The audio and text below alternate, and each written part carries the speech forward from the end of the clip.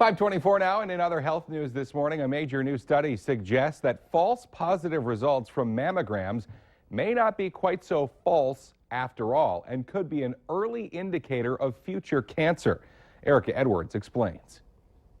When a mammogram picks up a suspicious area on a woman's breast, she undergoes further testing, sometimes a biopsy, to find out if it's really cancer. If it's not, it's called a false positive.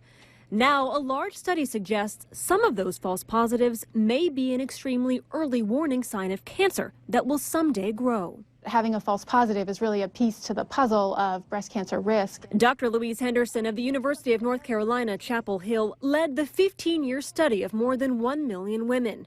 Those with a history of false positives had a slightly higher likelihood of later developing cancer. Experts think something catches a radiologist's trained eye while interpreting breast imaging. It may not be cancer now, but it's an indication something could be changing at the cellular level. This does not mean false positives will always turn into cancer. The vast majority of these are quickly shown to be not of concern, and that whatever increased risk there might be down the road is a very small change in their overall risk and not something they need to be especially alarmed about. Other risk factors for breast cancer, like age and a family history, also should be taken into account. Experts recommend women speak to their own physicians to get a better understanding of their personal risk.